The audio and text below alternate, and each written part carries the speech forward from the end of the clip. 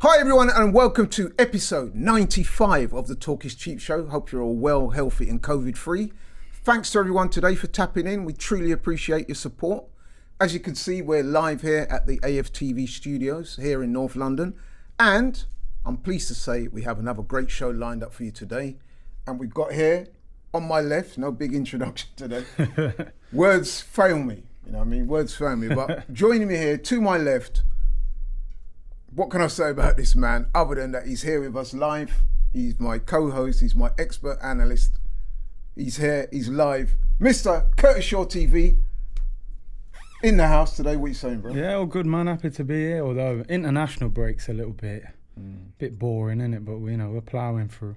No, man, it's good. It's all good. I'm sure we can find plenty of things to talk about. Yeah, and I want to say as well, man. Big up, Black History Month. Come on, man. October. Happy Black History Month to all man. of you out there as well, man. Respect. Right, okay. News and notes. As you all guys know, every week we start off the show with our news and notes, which is just to look at items in the news, any relevant talking points around Arsenal. Sometimes not always around Arsenal, but there's various things happening. Where shall we start? What about this one? So last week we had our first Premier League sacking. Watford. Some people were suggesting it might have been Steve Bruce or maybe even Nuno or, one or two other people. But it was Watford, Cisco Munoz. I didn't know too much about him before. But I don't know what you think, but I thought Watford had a half-decent start. I mean, they started off the season, they beat Villa, which I thought was a very good result. They drew with Newcastle, funny enough. But since then, they've lost to Brighton, Spurs, Wolves, now Leeds. So, you could say that the trajectory of the form has been downwards. Yeah. But they picked up 7 points from 7 games. Not much worse than us, really, is it? You know what I mean? So, it's a little harsh. But then that seems to be the model that Watford use. Yeah, they go hire and fire model. Yeah, they go through about 3 or 4 managers a season, don't they? So, no, I think it's harsh on him, but I see they've brought Dilly Ding Dilly Dong Ranieri in, so it'll be a roller coaster. Premier League winner. Yeah, but listen, I think that the previous guy is probably quite unfortunate to lose his job. He deserved a bit more time, but some would say I don't know, are they showing ambition or is it stupidity? I don't know. I suppose time will tell in the end, but I think it's a bit harsh. It does seem a bit harsh, but as I was saying before, it's a model that seems to work for Watford, so you can't argue with it too much. No. But then when you look at some of the managers that, are still employed. You think to yourself, it is a little bit harsh, but there you go, man. Okay, more rumours on the seeming inevitable departure of Alexander Lacazette, in January. There's been a lot of talk around that, and there's been various names been thrust into the argument that Arsenal were possibly looking at this week. Dominic Calvert-Lewin and Ollie Watkins. What's your thoughts on that, man? I think first of all, I'll be surprised if Lacazette leaves in January. You would? Yeah, I would, because if I'm Lacazette, he's in his 30s now. If you sell him in January, he's only got 6 months left on his deal. He will be thinking, if I wait until the end of the season, that money that the club would have been paying to Arsenal would effectively be going to him as a free agent. I'm really surprised Arsenal have even allowed him to get into this position. When you've paid £50 million for someone, self-sustaining model, the whole point is you sell people when they have value. Calvert-Lewin and Watkins, I think I like Calvert-Lewin more out of the two. I think he's got brilliant physical presence, amazing in the air. He's really good in the air. What I will say is he would be expensive. I think you're looking 50, 60 million at least. Bear in mind that Usmanov part owns Everton. Is he going to want to do Kroenke any favours and sell his top striker to Arsenal? So Watkins for me is decent. I don't think he's an upgrade on Lacazette, if I'm being honest. And I think he would cost, they paid 32 million for him, so he would cost at least 50 as well. It's a difficult market for strikers at the moment, but if I had to pick out of those two, I'd probably go for Calvert-Lewin out of the two. Yeah, I would have to agree with that. To me, they're both good players. I want to say that to begin with. Calvert-Lewin now, I think, has the edge, and like you said, in the physical department, he's obviously taller, looks a bit stronger, massive leap, so you give us that extra bit in the air. But hey, man, I guess we have to watch this space. You think it's a possible downgrade on Lacazette? I think Watkins is. Oh, okay. I think Calvert-Lewin would offer us something different. You see the amount of crosses that Tierney puts in, and Calvert-Lewin is very good. Yeah, exactly. That's the problem. But Calvert-Lewin, I don't think we haven't had that aerial threat since probably Giroud, really. So I would like to see somebody like that come in. So I'd be in favour of Calvert-Lewin. Right. Okay. Yeah. I think a lot of people would agree with you on that. But like I said, they're both quality players. But we'll see how that transpires. I just want to end the news and notes with the story that's doing the rounds at the moment, man. A possible game changer for the Premier League. The takeover bid looks to be back on for Newcastle. Saudi investment group. Now, if my what I've heard is correct, these guys would comfortably be the richest owners in the Premier League by a massive distance. Yeah, I think they're worth about 320 billion.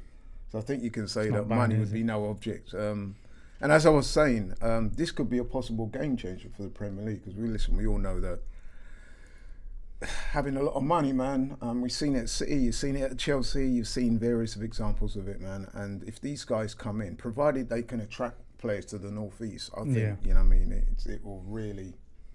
If you're a Newcastle fan today, you must be very excited. Yeah. You know, in the hope that it goes through, which I think, let's face it, probably will. Yeah. So what's your thoughts on it, man? I mean, I wish it was us being taken over. That's one thing, man. That oil money they got deep pockets. But what I'll say, I've always had a bit of a soft spot for Newcastle. I think they're a proper football club. Obviously, I've had friends who've played for them in the past. So I've been up there a few times, had some good nights out up there as well.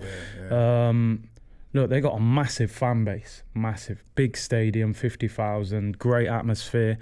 Like you said, the only thing I would say, can you attract somebody to go and live in the North East? You know, the weather's not great, but if the bag's big enough, you know, I'm sure you can. And it's gonna be interesting who they get in the first season. You know, those first ones that are brave enough to say, all right, I believe in this project. But listen, if these owners are serious, and Manchester City were, a mid-table team when they were taken over, they're probably the best team in the country now. So it could be another problem for teams like Arsenal and Tottenham. And you know, would you like to see it? Because I've spoken to various people in the office yesterday, one or two people. I mean, me personally, I would like to see it, because I think it will only enhance the Premier League brand. You're going to get a lot more really big names hopefully come to Newcastle in the Premiership, and I think that can only, like I said, enhance the brand and make it a better viewing for everybody. But there's some people say, nah, you know, and there's too many of these teams now, you know what I mean, with just pure money coming in, and the ethos of the game are going to be destroyed. But I'm not so sure, man. I think this is modern football, really, isn't it? I think you've just got to get with the programme, right? There's no point being mad at it. I think, like I said, I think it will obviously encourage other clubs as well, maybe, that listen, we got to step our game up, because teams like Newcastle are trying to blow up the market. So Stan Kroenke, man, he might have to, you know what I mean, I might have to get the checkbook out or move on. Listen, man, I mean, Arsenal would be one of those clubs that are definitely in danger. Would definitely feel it. Yeah, because you know you'd have Newcastle as a real and present danger. You know what I mean? So that's probably blown up everyone's hopes of getting St. Maximum off them in the summer as well. Oh man, you know what I mean? The owners are going to say, "Listen, there's your new contract. Here's the Gucci headband. You know, you don't need to go anywhere." So, and with Newcastle, as you alluded to earlier, it's going to be that marquee signing. It's going to be that first big person. Yeah, and the one brave enough. You know, because you know, I mean, listen, we all know the North East is a very vibrant area of the country. But listen, it's a long way from London, a long way from the south, because it's right northeast. But so the problem would be trying to attract somebody to go up there. But if they can do that, they get that first name or first couple names, the floodgates are open. Yeah, and I think they will. I think money talks, man, in football. Man. You know, so that'll be an exciting project for someone. You know what I mean? So and listen, man, if you play for Newcastle, listen, man, we live in the modern age. You could easily live in London, couldn't you? Just fly Winston Bogart. He used to fly from Holland to Chelsea, didn't he, every day? Yeah, right. So we await what happens with interest, but all these signs are that it looks like it's probably going to happen at some point. Yeah. Do you think they'll be looking for a new manager? I think Steve Bruce. Yeah, the P45 is probably being typed up right now. But he'll get a nice little. Yeah, there you go. He'll get a Go nice and enjoy change. yourself. And he'll get another job with it. He will. ultimately. Yeah, he will. So. Okay, thanks for that, bro. Moving on again then to one of our regular features. As you guys all know, we always review Arsenal's last game. Right, so Arsenal's last game, as you all know, was away to Brighton. Much was said about this game beforehand. After Arsenal's great win against Tottenham, the narrative was, could Arsenal go away to Brighton and get a win? So this was billed as a game pretty much where we would see where Arsenal stood in terms of the improvement we were making. I mean, we were on a good run of form. Like I said, the Tottenham win was an exhilarating win in many ways. But Brighton, a lot of people said, offered a different type of opposition. In fact, we discussed it on the show last week and we was in agreement that we thought that Brighton would be a harder game for Arsenal than the Spurs game in many respects. And I think it was. We was proved right. You know, I mean, not that, we weren't the only ones to say it, but I mean, pretty much that's how it turned out, man. I'll start off with my take on the game. I've got to say that I thought we were rather fortunate to escape with a 0-0 draw. Some people would call it a 0-0 win, such as the way it went down. I thought Brighton were clearly the better side overall, although we did improve in the second half. I thought Brighton bossed the midfield. They won most of the duels. Cucurella for Brighton, he was pretty impressive. Yeah, very good. He gave Tomiyasu a sort of welcome to the Premier League. He gave him a bit of a torrid time, again, especially in the first half.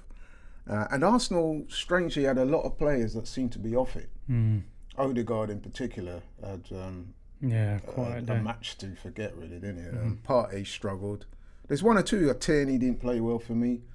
I've got to say, my man Abba didn't really live up to my pre-match expectations. But listen, man, I think across the board, one or two notable exceptions, but I think across the board we were pretty average, if not below average. And I'm looking here at the match stats, shots on goal. Brighton 21 to our 8, so that tells its own story. Although, strangely, shots on target was 2 each. So that was a little surprising. Possession stats, Brighton, again, I think I've got that one wrong there. I think they were like 59% to our 41. Close, but Brighton passes, 497 to 355. Their passing accuracy was greater than ours. They had more corners than ours. Curtis, what was your take on the game? Yeah, very disappointing game, really. I was hyped up after the Tottenham game, and I wanted to see how well we reacted without so much emotion in the game, which we had against Spurs. I just think we were flat. Was Arteta tactically outdone by Graham Potter? It would be my question, because at no point did I feel like we had control of that game. And that was the worrying thing for me. Can we play against a team who are playing well and show that we're better than them? And that's something I don't think we've done yet this season. I think we beat a poor Norwich. We ground out a result at Burnley, that was good. I think we caught Tottenham on a day they were poor. That's not discrediting us. We were excellent as well. But yeah, it was a very flat performance. What I will say about the game, and I reviewed this on one of my shows, was we had 2 great opportunities to score in that game. There was one early on where Saka could have laid it across to Aubameyang, doesn't play the ball, has an extra touch. And then the one at the end where Smith Rowe can just roll Saka in, he decides to run as a shot. And those little bits of naivety there, if you can, they're young players, they're going to make mistakes. I don't want to put all the blame on them. And then, like you said, we just didn't turn up, really. We looked a little bit disjointed. I don't think we knew how to deal with Brighton's little patterns of play. We didn't stop them playing. And, I don't think until Lacazette came on, we really got a bit of a foothold in the game. So he held the ball up a little bit better up front. So, disappointing. For me, I saw it as 2 points dropped, I've got to be honest.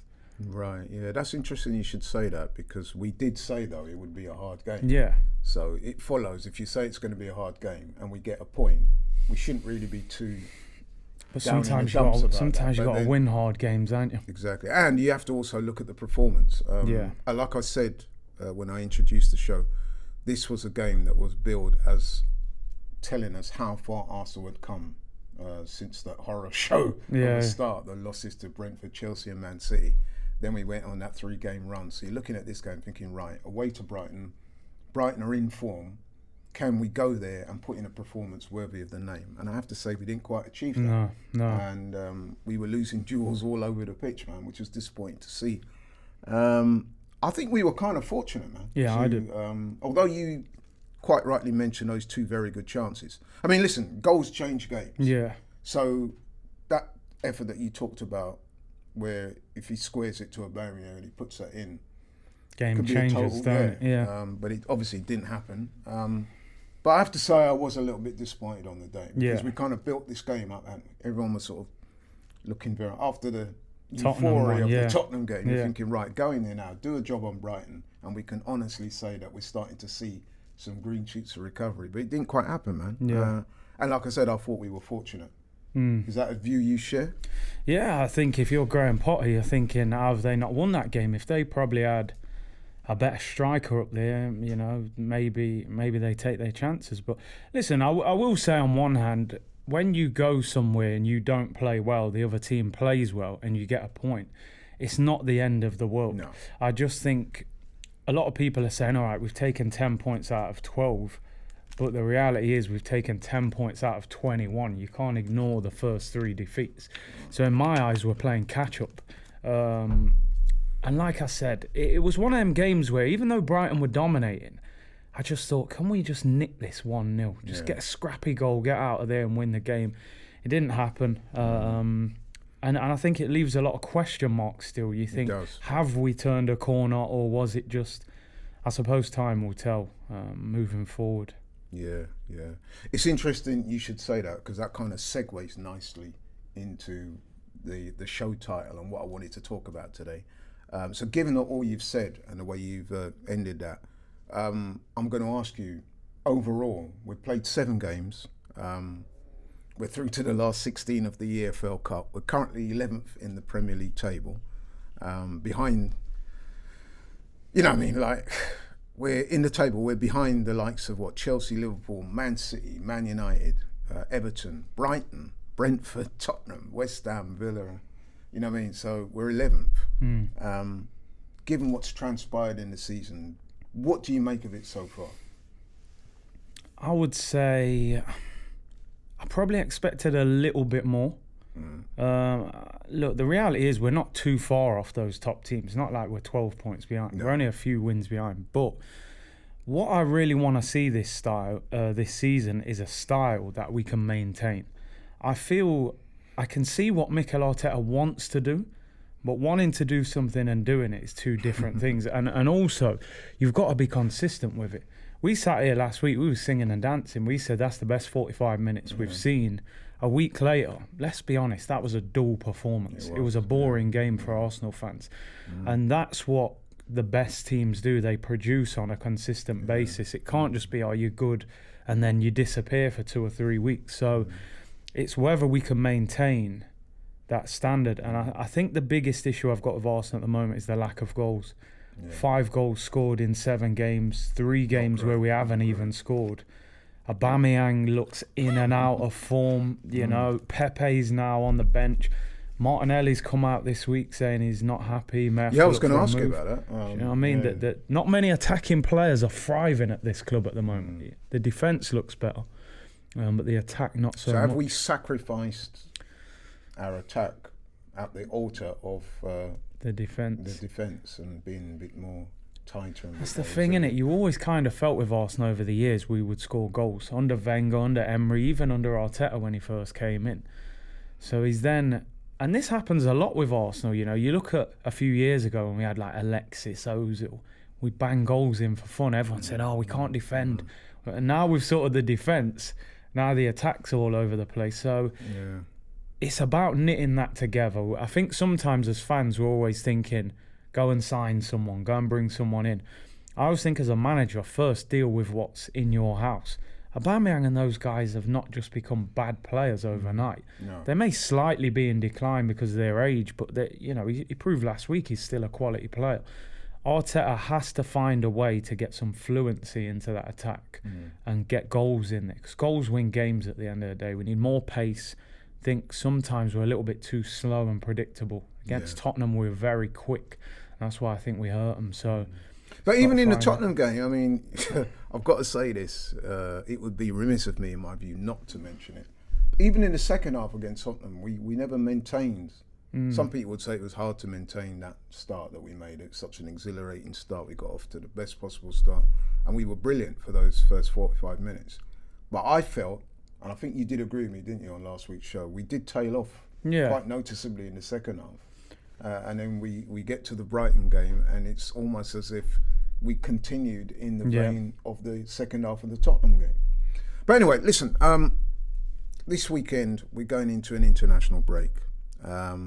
And there was a international break earlier in the season, and going into that break, it was very bad. Yeah. Calls for the manager's head, the morale seemingly at a low, players voicing their frustrations, fans being upset at what was going on. But since the last international break, we played 5 games, and we're unbeaten in those 5 games. With 4 wins and a draw. So, like you said, we beat Norwich in the Premier League, then we beat Burnley. We beat Wimbledon quite comfortably in the EFL Cup. Then the Tottenham win and Brighton draw. So I think it's fair to say that, there's been an improvement. There has been an improvement. Yeah. But what do you make of the team so far? What are you seeing there? Are you confident moving forward, or do you still have reservations? Yeah, it's a bit of both. Like, for me now, all right, let's start. I can see some positives. I think Ramsdale has surprised even me. I questioned him. He's brought a lot of energy, and I like what he's brought. I think in Gabriel and Ben White, you can see a partnership building there. Sure. And I like that. Tomiyasu, I think, looks steady. He had a tough day against Cucurella, but he reacted second half. He didn't shy away. Half he improved. Tierney's a little bit worrying for me. Every time I watch Tierney play at the moment, I'm like, did he play well? Did he not? It's like he's kind of going through a bit of a funny spell at Arsenal at the moment. I do think we missed out on signing a midfielder in the summer, because I still look at Thomas Partey at times. Still take Yves Bissouma. Well, the less said about that, we won't go there. No, I think he might be away for a short period of time. But listen, we look better. We do look better. And look, I will look at the positives. I think, like you said, since the last international break, we look a lot more resilient. We're not conceding sloppy goals. It's just now, hold that defence down and build on that attack. You've got to find a way to get these attacking players scoring goals. Talking of defence, got to shout out Gabriel, man. And I hope he's found his teeth as well. Yeah, I think I see the man searching out. He's got veneers, hasn't he? So, he needs to come in with them little John Grills. Yeah, I don't know. Man. Yeah, just get some diamonds in there. You know what I mean? Yeah, I hope he found him, man. Yeah, I think he got them. But I'm sure he can afford a new set. That's it, man. Like I said, the little John Grills, man. Go for that. Yeah, that'll be a new first for the Premier League. Diamond teeth in the... man, just trying to elbow them out of his mouth. But shout out to Gabriel, man. I think he's been immense. Would you say that he's probably been our best player so far this season? I would say. Think there's a shout for that? I would say so. I think because I just think he makes such a big difference. He does. I saw a stat that in his last 9 games we're unbeaten. We've won 8 and drawn 1. It shows the difference that he makes, and he's showing a lot of leadership as well, which I like. He looks to me. I know a lot of people say Tierney future captain.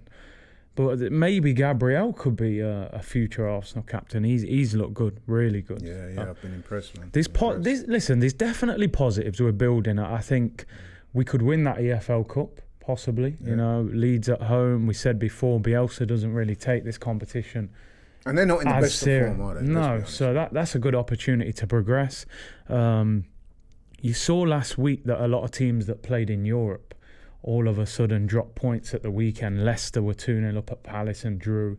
There's a little bit of a hangover, I think. Man United dropped points. So I think when teams are in Europe, we can benefit from not having Europe while other teams drop points. So it's kind of in the balance for me at the moment. I think if we can start scoring goals, I think we can do something. And so what's the key to unlocking that? I think he's got to set them up in a way that suits our attacking players. I think if you're going to play Aubameyang now, when he's 31, 32, he needs specific service like Jamie Vardy gets. Jamie Vardy's in his 30s, he's quick, he plays on the shoulder. He doesn't want 20 crosses put in the air when he's not good in there. You've got to move the ball quick. Look at Aubameyang against Tottenham. We're quick, incisive, got the ball to him quick, they couldn't live with him. Against Brighton, it was slow, back to goal kind of stuff, and that doesn't suit him. If we're going to play back to goal football, you might as well play Lacazette, because Lacazette holds the ball up and links up play better. But if you're going to play Aubameyang, you've got to play a way that suits him. Otherwise, you're going to waste him. So if we can start scoring goals, we've got a chance. If we continue 5 goals in 7 games, that's not going to be enough. So what about this Martinelli situation then? Because it would appear that he's, I don't know if voicing frustration, well, not outwardly, but apparently he's making it known to Mikel Arteta that he needs more game time. And you got to say to yourself, on the basis of what we're seeing, he should have got an opportunity to at least get some game time. Yeah. Do you know what it is? You find in football sometimes there's certain players where they can play bad and it's okay, it'll be all right next week. We'll keep playing him. And with Martinelli started against Brentford, first game of the season. We were terrible in that game. Yeah. And it was almost as if, well, there you go. You've had your chance. That's you done for the next 6 or 7 weeks. So if I was Martinelli, I would be frustrated, because I saw in the article his agent was saying that since last January, he hasn't really had many injury problems. He went to the Olympics with Brazil. Apparently cut short his holiday by 10 days to come back and get involved with Arsenal. What a major sacrifice. Well, yeah, you say that, but there's a lot of players that wouldn't give up their holiday. And he's probably frustrated, because as much as Smith Rowe did well against Tottenham on that left-hand side, if I'm Martinelli, I'm thinking, that could be my spot on the left. I even think there's a shout that Martinelli could play central for Arsenal, because... It's funny you should say that, because I've heard 1 or 2 other people say that, but is he prolific enough for you? I mean, let's be honest, man. We know that Aubameyang, at the moment, he's fleeting, isn't he? Like, first half against Tottenham, he looked really good. Second half, not so much. He obviously was a bit tired. And you said yourself earlier that 31, 32, you may be showing slight signs of decline, physical decline. I don't know. I'd like to think not, but I hear you. But if you make that quantum leap and you replace Aubameyang with Martinelli or Lacazette, I'm Team Lacazette. I like Lacazette and I like Martinelli. Yeah. But I have to say that those guys do not, to me, look like prolific goal scorers. So are you going to risk taking your captain and your main man out of the team, put these guys in when you're not really sure if they're going to cut it in terms of goal scoring? I think the only thing I would listen, I'm not necessarily saying drop Aubameyang for Martinelli straight away. Maybe he can play on the left, but what I'm saying, Aubameyang is, like you said, fleeting, and Lacazette looks like he's going to leave. Even Calvert-Lewin and Watkins, who we spoke about earlier, 16 goals is the highest goal tally either of them have produced in the Prem, which isn't massive if you're going to pay 50 or 60 million. I just think sometimes in football, you've got to create a player. You can't always buy the player. Now, the fact is, we don't know how good Martinelli would be through the middle. If we played him for 10 games through the middle, he might not be good enough, but he might be good enough. What I will say, he's got that energy, he can press, he's hungry. I've seen him play there before against lesser opposition in the Europa League. Yeah. And I think instead of always going, all right, we need to go and spend 60 million on Calvert-Lewin, how do we know that Martinelli couldn't become a top striker at Arsenal? You don't know. Henry was a winger when we signed him, wasn't prolific. Van Persie was a winger. So I would like to see him tried there. I'm not saying he's the answer, but I think there's a lot of potential in him, and it'd be a shame not to at least try. We've given Eddie and Nketiah loads of chances up front. And although Eddie's not really featured. No, not in recent weeks, no. He looks like he could be on his way out, I think. Yeah. Yeah, I mean, the goal scoring thing is a real conundrum. And, I've called it on this show many times. I said, if Aubameyang's not scoring, where are the goals coming from? Yeah. And I think we're seeing that again this season. So out of the 5 we scored, I think he scored 2 of them, didn't he? Yeah. It's a difficult one, man, because like I said, both Lacazette and Martinelli I like a lot. But if I'm being honest with you, I'm not convinced that if those guys start, they're going to be the answer to our seemingly I hear what you're saying. Goal-scoring problems. But I think another thing, just one more thing. Sure. You look You look at teams like City and Liverpool, their wingers score a lot of goals. You look at the players we're playing at the moment. Saka last season got 5 or 6 goals. I think Smith Rowe got 2. Odegaard got 2. So the three players... person you're missing out there that did get a few goals last Nico season. Ross, Clark, Pepe, 10 goals last season, but he seems to be the forgotten man at the moment, don't he, against it? He kind of flirts in and out of Arteta's plans. So this is what I mean. I think Arteta's got the options there. I think the firepower is there. It's about creating a system that works for them. I'll tell you the problem I have with Mikel Arteta at times, and I've voiced this before, so forgive me, people. I'm going to sound like a broken record, but I sense a certain type of rigidity in his management. I also see what he's trying to do in terms of making us a bit more responsible defense-wise. But offensively, we seem a bit rigid. Yeah. And again, the substitutions don't always flatter him. I think they're far too late. They're not game-changing impacts most of the time. You see other managers, they will make changes and early. You will see the impact of it early. And I saw Villa a couple of weeks ago, and their manager made a couple of changes, brought on Leon Bailey, brought on a couple of other guys, boom, boom, boom. Yeah, it'll Them start guys happening. have made goals and they've come on and scored, and you think, we don't seem to see that much at Arsenal, do we? We don't really seem to get that. He makes the changes very late, no? Very late. So you're like, the game's already like set in its, you know what I mean? And you just think to yourself, if you're gonna, I mean, have you ever seen him like make a sub at half time? I can't remember. Pull somebody or fairly early into the game and say, look, man, you know what I mean? It's not Go and change it. Yeah. We're going to change it. We're going to change the formation. We're going to do something different. And I think at the top level, those little things can make a difference. Big difference. You can blindside a manager by doing something like that. Just throw them off by making a change in either the personnel, the tactics, the formation, and you can get goals from that way. And we just don't seem to be able to do it. What do you think about that, man? Definitely, he's got that Arsene Wenger thing about him, man. Wenger used to wait till about the 70th minute before anything. It's a bit rigid. I think sometimes, even against Brighton, I felt at half time he could have changed it. We was a poor first half. We had good options on the bench. Yeah, we do. But he's, I don't know. He's kind of stuck in his way. Very stubborn, isn't he? Very, and like I said, stubborn. I like the fact that he's made us a bit more defensively responsible. Yeah, we need it. And I like the partnership of Gabriel and Ben White, and I like Tierney, and I like Tomiyasu.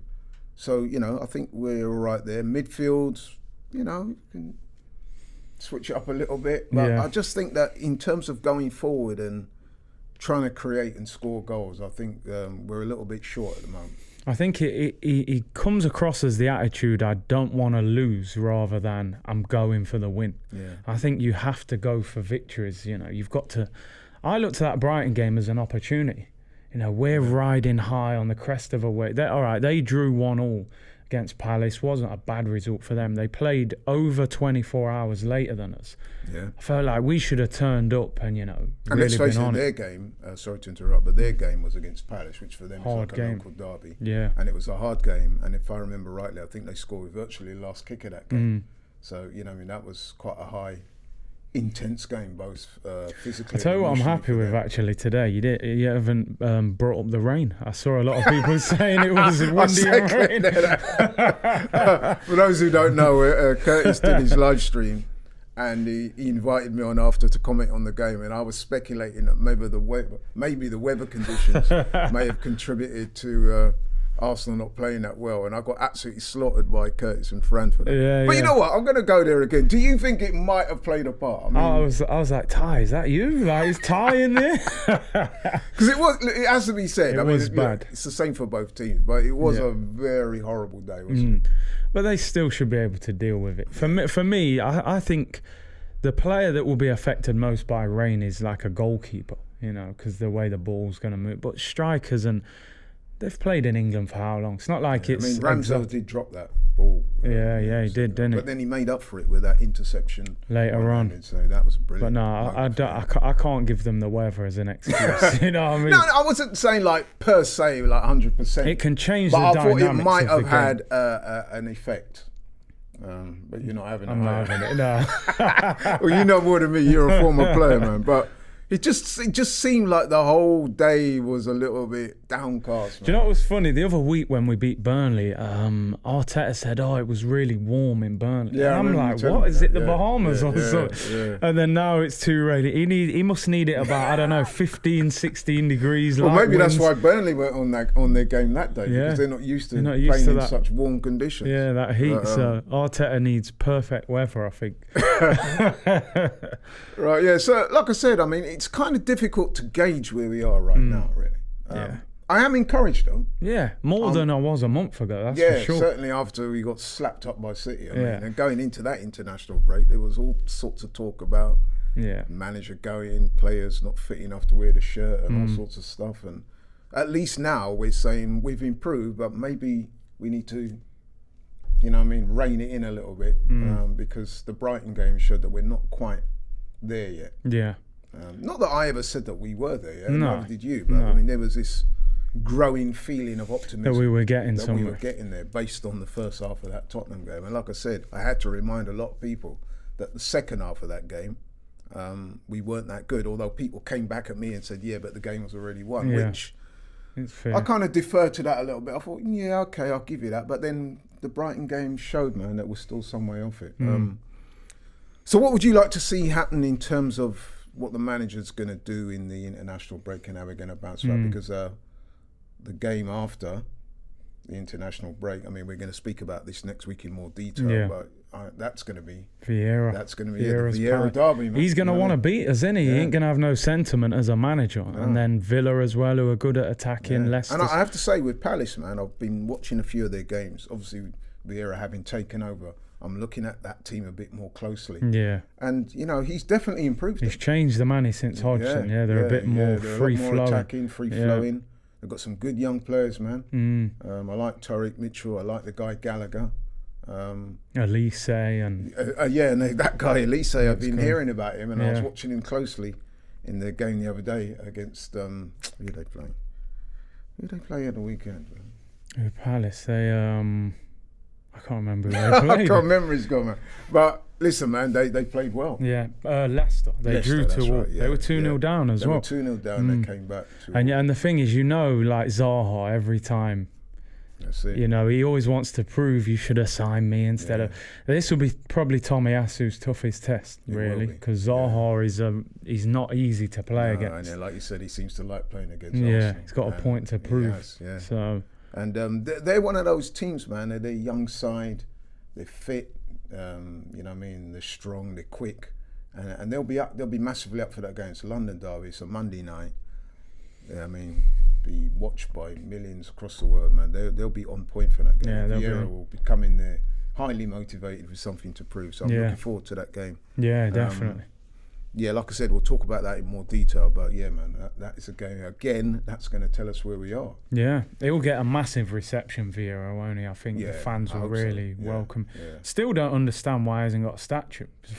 For me, the best midfielder I've ever seen at Arsenal. I don't know how he hasn't got a statue. Wow. Yeah.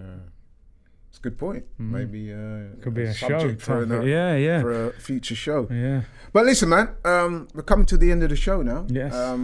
Listen, man, thanks once again for coming up, man. Always, truly bro. Appreciate you making the journey up and coming to our studios and man.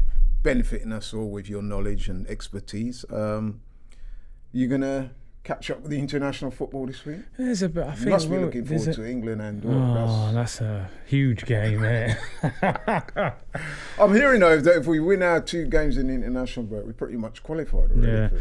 To be honest, I don't watch much international football outside the tournaments. I watched the odd one. I think we got Belgium, France this week. I watched that. Jamaica against America. Now that's the game. That's the game, man. Yeah, this could be Whitmore's last game in charge if he don't get it right. They've been pretty underwhelming. Yeah. They're calling up all these man and still getting slapped up, man. It's annoying. I tell you what, they might want to call up Demarai Gray. I think they're trying, and Ivan Toney as well. I heard as well. Yeah, although he seems to be wavering. Yeah, because he's probably thinking I can get that England call up if I can. Well, according to Ivan Toney, he's going to win the Golden Boot. Yeah, I know. And he's badding up Arsenal on podcasts and everything. Yeah. Fury Wilder as well this week. Fury Wilder, yeah, I'm looking forward to that. Massive. He's staying up for that 5 a.m. Staying up for it. In fact, we'll be doing a watch along for Don Robbie. Yeah, man. Yeah, I'm looking forward to that immensely. I mean, the common consensus is Fury, either by stoppage or by points. But I'm got a sneaking feeling, man, that Wilder's going to get him. Might get it done this time, man. Yeah. But hey, that's just my. I think Fury will beat him again. I've got no problem with you saying that. I think most people are saying that. But like I said, I've been following the two guys over the last 18 months since this last fight. And whilst Wilder has been on it and got a new trainer and there's a lot of positive vibes around, I'm seeing Fury's a bit up and down again. Yeah. Is he overconfident, complacent coming into this fight? Has he done his due diligence? I'm not so sure. You hear little stories. So it'll be interesting. I think if Wilder's going to get him, man, this could be the time. This could be the time, but, yeah, man. So, yeah, good sporting weekend, I think, to look forward to. So, bro, listen, as we're coming to the end, tell the people where they can find you on social media. Bro. Usual place, people. Curtis Shaw TV. Appreciate the support. Keep subscribing and keep liking and subscribing to AFTV, of course. Absolutely. And it only leaves me to say to you guys out there watching, guys, girls, ladies, young people, old people, everybody, we really, truly appreciate your support, man. Keep sending us your comments on the show. And we hope that you'll stay with us. Come back next week when we've got another great show lined up for you. Respect. We're out.